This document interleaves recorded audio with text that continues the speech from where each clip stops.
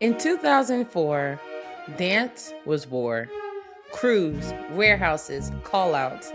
Respect was currency. And if you lost everything. In 2005, movement felt different. Roller rinks, soul music, summer nights, and sometimes you didn't win, you just grew. This week on Cinema Versus is the beginning of March Madness, movement and dance edition. This is not about just dance versus skating. This is spectacle versus story. This is dance versus development. This is You Got Served versus Roll Bounce.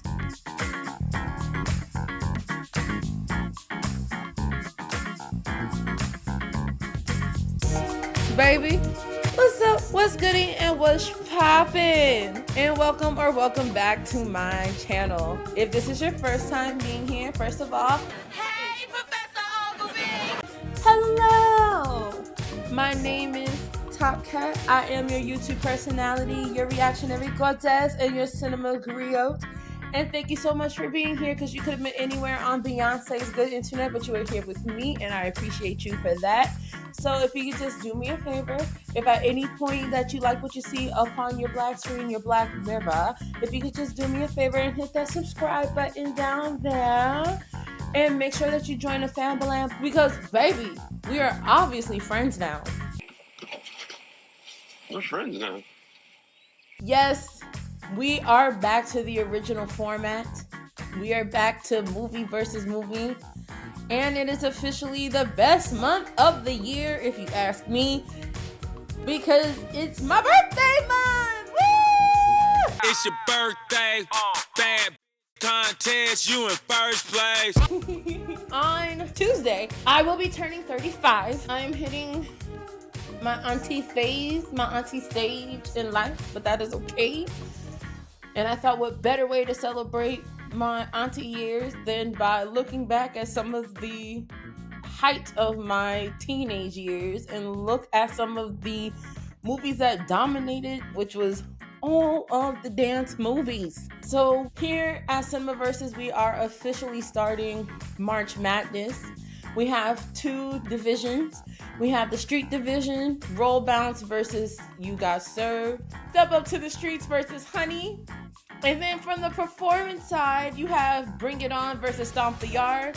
And Step Up, the first one, versus Save the Last Dance. So for this week, we are starting the street division side with You Got Served versus Roll Bounce. And this is where we have our raw, competitive, neighborhood-coded, personal battle. But this is not your first rodeo. We have 5 different rounds. I don't choose the winner. And yes, I want y'all to know there are no ties in March Madness. Hold on, Mary. There will not be a give me both. So if you were looking for the no, choose a winner. There's only one winner. I hate to break it to you. No participation trophies this time. No millennial shit. Sorry. So, without further ado, before we get into the rounds, for those of you that might not have seen these movies in a very long periodically time, I thought let's get into the recaps and let's talk about the plot and the structure of both movies. Starting up with You Got Served. Elgin and David lead a Los Angeles street dance crew. They battle rival crews for money and reputation all throughout the movie. After being officially challenged by Wade's crew, a crew from Orange County, the crew with all the money and whatnot, they agreed to a high-stakes competition, each side having to put up $5,000. After being betrayed by a money-hungry person who could not just agree to the fact that, like, hey, we got to pay for the studio, so yes, we got to take a larger portion of the money, but then y'all take up the rest. Elgin and David lose. Their loss creates tension within the crew and attracts attention from Emerald, the local drug kingpin, a figure who they lost money to because, of course, David was dating Leah, Elgin's baby sister. And while David was busy, drinking root beer floats and being at a diner for like mad hours with Leah with his phone off, knowing that he's supposed to be doing a run for Emerald. Elgin gets beat up. All of their weight gets stolen. And now Elgin got a big old chip on his shoulder, mad at the world. Elgin and David grow distance from each other, creating frustrations and personal disagreements, including tension surrounding David's relationship with Leah, to the point that Elgin loses his damn mind and puts his hands on Leah. Elgin still is a hard-headed asshole that does not decide to reconcile with David until they enter a high-stakes dance battle worth $50,000. And after tying for first place with Wade, and Lil' Kim decides that they want to take it to the streets and go straight. What did she say? You know how I like it, baby. Straight hood. They allow everybody to come together for a kumbaya. They win, the crew unites, and Wade and everyone finally gets served. You did it, man. Nah, we did it. Now we go on to Roll Bounce. 1978 Chicago, Xavier Smith is adjusting to life after the death of his mother. His father struggles to maintain stability at home while looking for work, and Xavier and his friends regularly skate at their neighborhood roller rink, the Palace. When the rink closes, they are forced to attend the more affluent side of Chicago, the north side, and go to the roller rink Sweetwater. There, they encounter Sweet! Yeah! the reigning skate champion. Xavier develops feelings for Naomi, a girl from the north side who he obviously do from when she lived on the south side. Tensions rise between Xavier and his father after Xavier realizes that his father has been lying to him about having a job, and Xavier damages his father's car. Xavier trains to compete in an upcoming skate competition against Sweetness, and him and his crew are trying to make do with living on the south side of Chicago, all while traveling to the north side of Chicago, trying to make sure that they're not just a laughing stock of the skating rink. In his final skate, Xavier attempts to do a difficult triple axel move, falls but regains his composure. He doesn't finish strong, but he gains the respect of Sweetness, so there's something. I mean, they were tied for first place, which is the first time in 6 years that Sweetness ever had any real competition. So all in all, Sweetness acknowledges him, Xavier matures emotionally, and he reconciles with his father. Now let's get into these rounds, because this is where we really break down everything. Round 1, the opening statement. How we are introduced into these worlds. Let's talk about the very first opening scenes. These two movies could not be any different by the way that these movies open. You Got Served does not ease you in. It drops you right in the heart of that. Bam! Fat Man Scoop, Crook the Clan, Timberland. It throws you right into the warehouse. The camera is tight, the cuts are fast, the energy is aggressive, and there you are, smack dab in the middle of a dance battle. It's not just expression, baby, it is combat. Crews are standing in formation like armies. Every move is a challenge. Even the way that the crowd reacts, they're literally in a boxing ring. The opening tells you immediately, this is all about respect, about dominance, and who runs the city. But when you compare that to Roll Bounce, it's just Xavier in the middle of an empty skating rink, alone in a room, just zoned out. But we are in the neighborhood, and once he's done having his lovely day and everybody comes back into focus, we are then introduced to how much skating is an escape for Xavier. The skating scenes aren't confrontational at first. Movement isn't about defeating someone. It's all about belonging somewhere. Even by the time that we are introduced to Sweetness, which, don't judge me, y'all, but as someone who finally watched The Last Dragon, I finally realized that Sweetness is just show enough on wheels and not nearly as antagonistic, but damn, he's basically show enough. Even when we're introduced to Sweetness, it's not in like a antagonistic way, but it is hierarchy. It's funny. It's like when you see Sweetness, it's the same shot as when everybody in the crew sees Naomi for the first time, but macro because the whole roller rink stops for Sweetness. It's subversion. One film weaponizes dance while the other ritualizes movement. And that distinction starts from the very first frame. Round 2, ensemble and character arcs. Now, let me expand on this fully. First of all, I have to get this off my chest, and I'm gonna say this on the very first episode of March Madness. Do y'all realize that every one of these movies has an obligatory hip hop artist in these movies? Say, hold up, wait a minute. We got B2K, Bow Wow, Fredro Starr, Cassie, Mario, Lil Romeo, Black, Neo and Chris Brown, Lil Kim. All 8 of these movies have their obligatory hip hop artists. Why? Why is that a thing? Anyway, in You Got Served, we have Elgin and David. Elgin is aggressive, pride-driven, stubborn, and reactive. You have David, who's more restrained, internal. Their dynamic drives the tension. You have Beautiful with 2 L's, and she's positioned as the emotional grounding. But she is there to be a good friend for Leah, so thank God for that. You have Mr. Rad, who represents the business side of the dance world. Opportunity, exposure, legitimacy, and plot convenience, because he's the reason why Emerald is no longer a thing anymore. But I digress. Wade, who serves as a competitive rival energy. He's also greed and envy, because like, why is this white dude from Orange County coming down to the ghetto side of town to steal the black people's money? Wait a minute! Lil Fizz and J Boog, who don't have names. I'm really convinced that they don't have names, because I swear for God they ain't say their names this whole movie. They bring a level of naturalism that often feels more grounded than the leads. Because as often as Elgin and David, more Elgin than David, was being hotheads, they were the ones that was like, y'all, come on, let's make this make sense and get back together. You have Raz B shifting from crew to crew, who was always antagonistic and putting the battery in Elgin's back.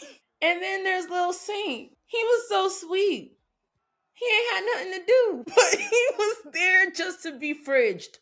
He was there to be fridged. Yeah, I said it, but his death still meant something, because when he died and J Boog was going for that Oscar, baby, I felt it. I felt it to this day. It was really the emotional turning point, though. But structurally, reconciliation between Elgin and David doesn't organically build from that loss. It just arrives very quickly, because like, now we need $50,000, so all hands on deck. Impeccable dancing. Great gowns, great gowns. Now, roll bounce. You have Xavier, who's grieving, insecure, prideful, and trying to grow, and is stubborn as all get out, like a true Pisces male. His father, emotionally withdrawn, but trying, and maybe not the best way. You have Naomi, who was way more patient than she needed to be. My God. In heaven on today. You have Sweetness, the confident showman with the ego, who didn't even really seem to be that egotistical after rewatching it again. His crew, on the other hand, was annoying as hell, but he wasn't that bad. You have Tori, who's played by Miss Journey Smollett, who, might I say, as the only girl in the crew, held her own. She always had the comebacks. Well, at least I'm getting my teeth corrected. Yuck mouth. Although she could not stand on her own in them skates, she never gave up. And when she had her beautiful moment when they took off them braces, she got her man at the end. Yes, girl. And then you have the friend group. Naps, Junior, Mixed Mike, which I didn't even realize until rewatching it recently that his name was really Mixed Mike. Why y'all do my man Cleo like that, bro? And then Boo. Yo, the chemistry of this friend group was honestly, you couldn't tell me that they weren't really friends in real life. They were the functional support system and the comedic balance. I mean, the timing between Boo and Tori, hilarious. Brandon T. Jackson, you will always be that guy for me. They feel lived in.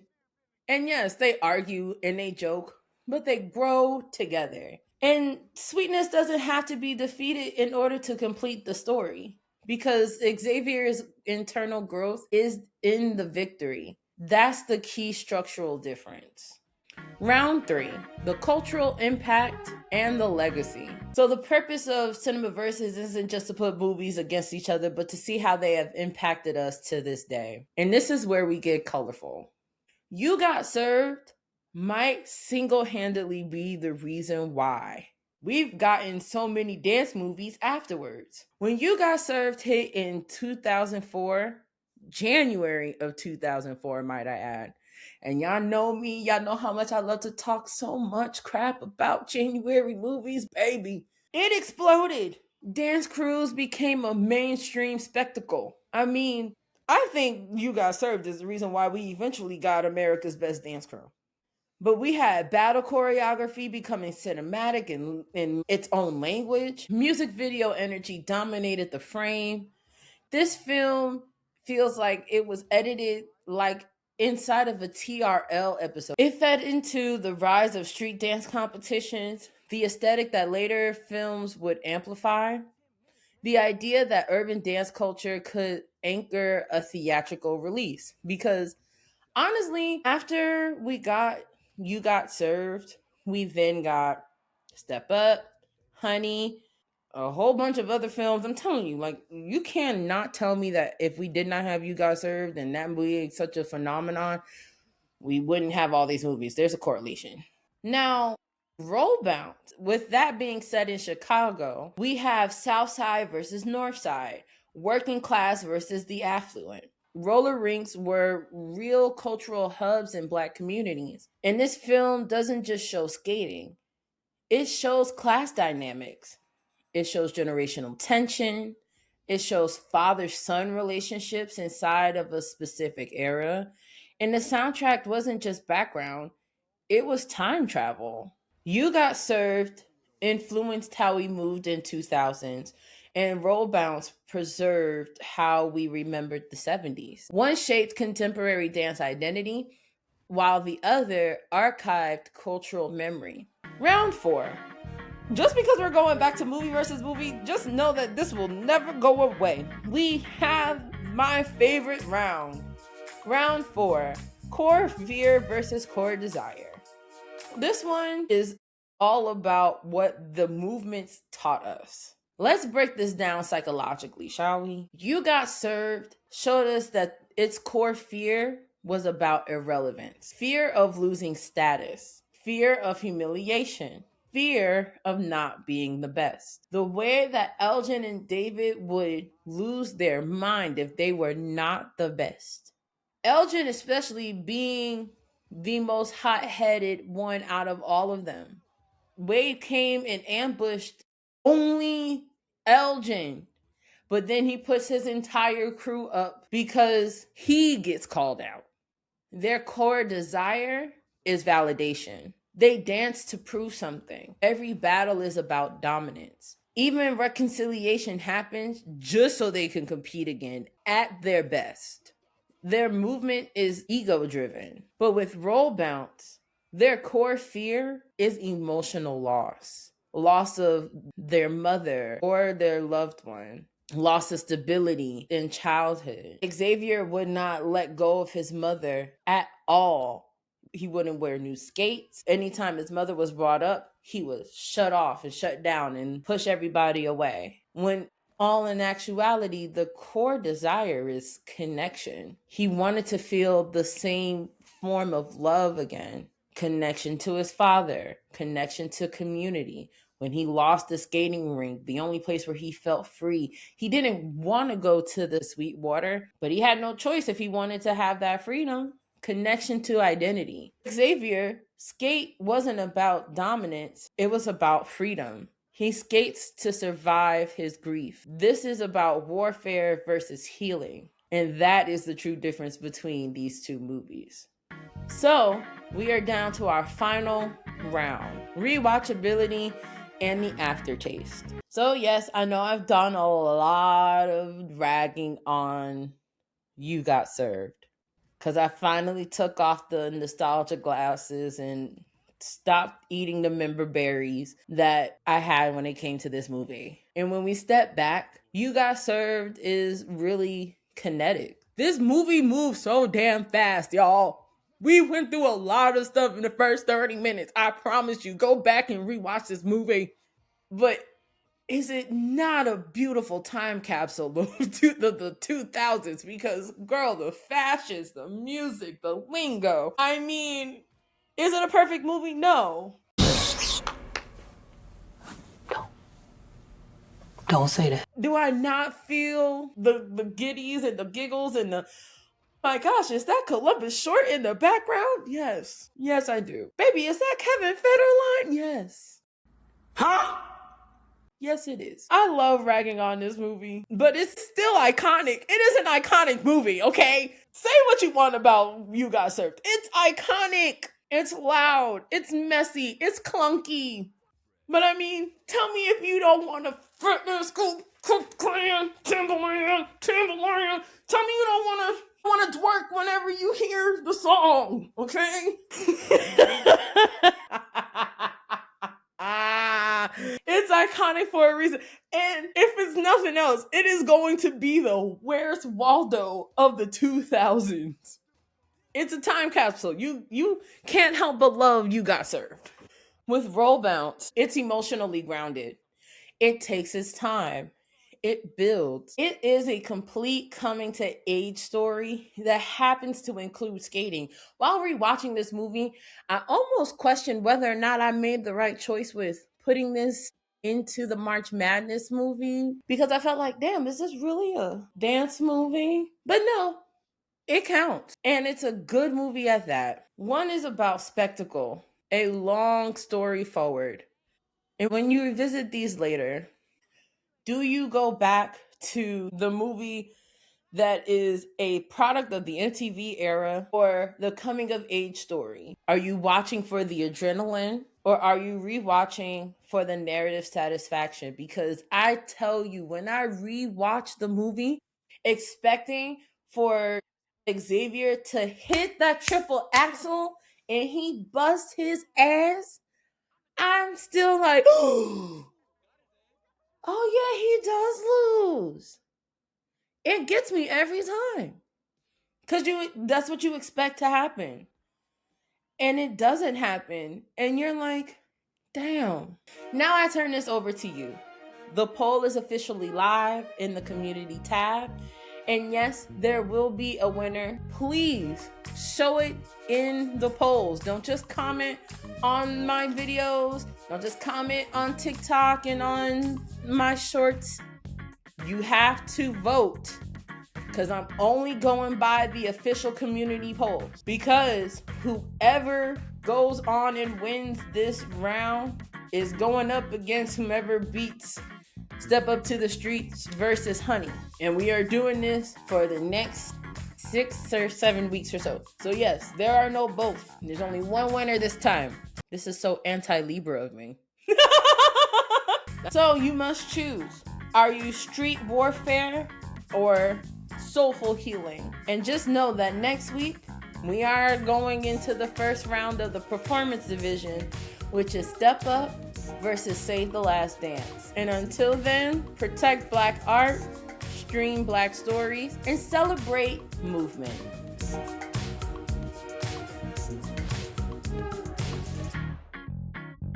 Thank you so much for making it this far into the video. I'm really excited to see how this turns out. My love language is roasting, just because I talk so much about the inconsistencies of one movie does not mean that I am team Roll Bounce, or because I talk so much about one movie does not automatically mean that I am team You Got Served. I am impartial. I do not choose the winner. You do. So make sure you do your part and you vote in the community tab. If you made it this far, definitely let me know in the comments down below. If you made it all the way to this point of the video, you better hit that subscribe button down there because we're no longer just friends.